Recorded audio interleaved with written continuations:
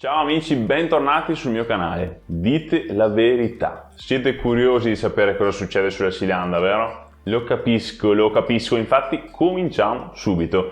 L'unica cosa che vi chiedo è di iscrivervi al canale per partecipare insieme alla grande festa Malasan. Cosa aspetti?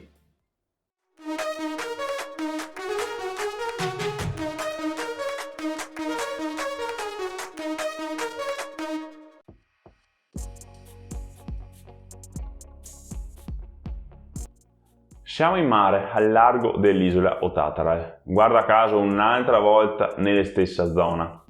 A bordo di una nave malconcia ci sono il mago del settimo di nome Kalp, i marines Gessler, Stormy e Truth, lo storico Eboric e il delinquente Bodin e la giovane Felisin Paran, in uno dei momenti più gioiosi e positivi della sua vita, tra l'altro. La marmaglia sta cercando di scappare da un mago pazzo e Kalp si dà da fare per respingere i suoi attacchi, quando la gran quantità di energia magica sprigionata li catapulta a sorpresa in un canale.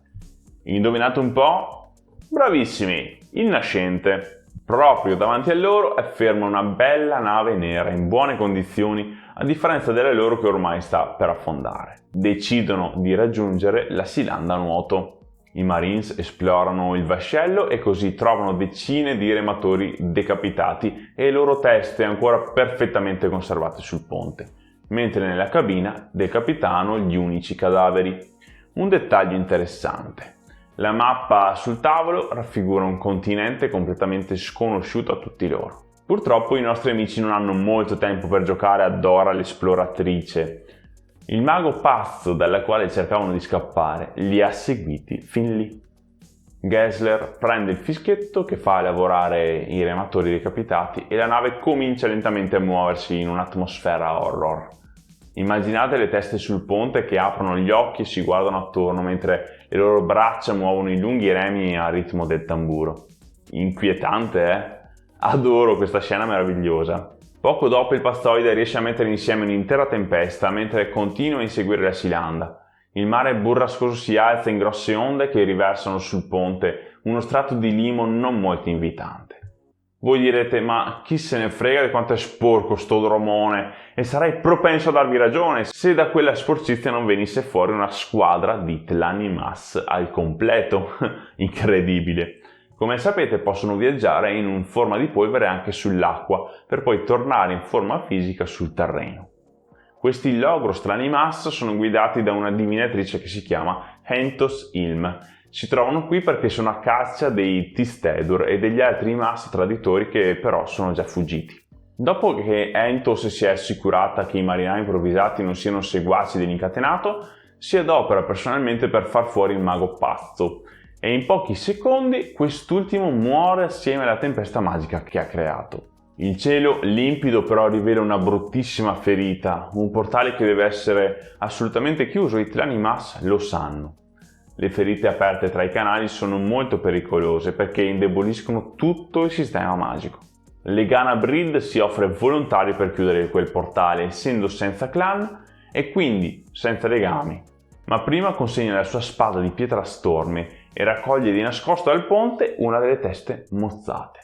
L'impressione è che l'Imas utilizzi l'anima legata alla testa per chiudere la ferita, evitando di farlo in prima persona, il che avrebbe significato un'eternità di dolore, sofferenza e sacrificio. Gli scheletrici Imas se ne vanno per continuare la loro caccia. A questo punto spetta a Kalp cercare una via d'uscita dal nascente e la trova nel suo canale, il Meanas.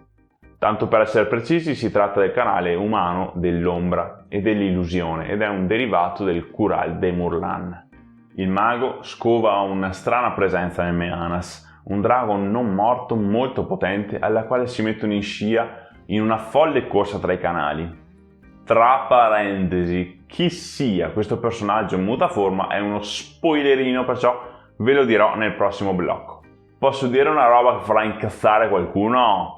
Questa è un'altra delle scene più incasinate e confuse del libro. La prima volta uno dice vabbè, sono solo il secondo volume di una saga gigantesca, è per quello che non capisco. Sì, dopo aver finito l'intera saga tornate qui a rileggere questa scena. e non è l'unica della dimora fantasma. E se avete seguito i video sulla catena dei cani, lo sapete perché l'ho fatto notare anche in uno di quelli. Quindi posso dirlo? Questa scena va interpretata perché non si capisce cosa succede per certo. Torniamo a noi. La Silanda e il drago stesso vengono investiti da una tempesta di fuoco che sembra bruciare qualsiasi cosa. Si tratta del canale del caos, oppure una tempesta tra i canali. Altre voci dicono sia il canale Tellan, ovvero quello del fuoco dei Tlanimas, il che potrebbe avere il suo senso. Quel che è certo è che le fiamme dorate alle quali viene sottoposta la nave hanno cambiato il suo equipaggio per sempre. Almeno la parte ancora viva e vegeta, si intende. Bodin, Felisin, Kalp e Eboric vengono scaraventati fuori bordo per atterrare su un terreno sabbioso. Capiranno poi di essere finiti nel bel mezzo del deserto delle 7 città, mentre i Marines rimasti a bordo vengono dati per spacciati. Povere bestie! È giunto il momento di salutare Felisin e compagnia cantante perché ormai il loro viaggio per nave è terminato.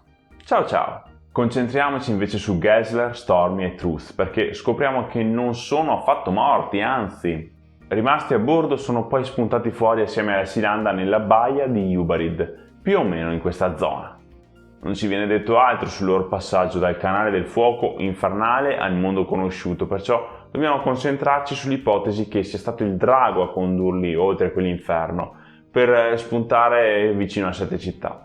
Una cosa però fondamentale che cominciamo a scoprire qui è che questo viaggio tra i mondi è iniziato il viaggio verso l'ascendenza dei fanti di marina. La loro pelle ha assunto una tonalità bronzea, la loro forza e resistenza sono cresciute a dismisura, tanto che la differenza con un normale uomo è diventata ormai palese.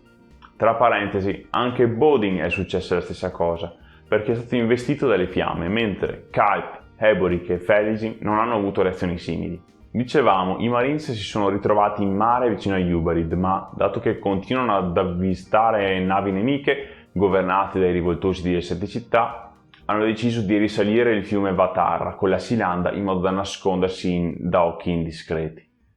Questa mossa si è rivelata di enorme aiuto alla catena dei cani di Coltaine perché prima di attraversare il Vatar ha imbarcato sul Dromone il maggior numero di feriti possibili per farli arrivare ad Arryn sani e salvi. In questo modo il pugno si è liberato di una zavorra non indifferente. Ovviamente l'equipaggio formato da Truth, Stormy e Gessler è stato prontamente arruolato, anche perché erano gli unici in grado di far muovere l'imbarcazione. Arrivano infine ad Arryn quando però l'ultima battaglia della catena dei cani si è già conclusa. In ultimo, all'arrivo ad Arryn del nuovo aggiunto, Tavor Paran, la Silanda viene messa sotto sequestro. Ehi bella gente, sono spiacente ma dobbiamo salutarci adesso per riprendere il discorso un'altra volta. Il prossimo blocco parte da I cacciatori di ossa. Vedete di non perderlo, Molto bene, come al solito condividete il video, iscrivetevi al canale. Vi informo in ultimo che ho creato una pagina, il mio profilo su Goodreads, trovate ciò che sto leggendo, ciò che ho già letto, ciò che voglio leggere. Sul Linktree trovate anche la mia lista di desideri libresca, ovvero ho inserito qualche libro che mi interesserebbe leggere. Se volete farmi un regalo sono a disposizione, se volete regalarmeli sono lì. Vi ringrazio in anticipo, fate un giro, date un'occhiata, è tutto lì a disposizione in descrizione. Alla prossima ragazzi, ciao!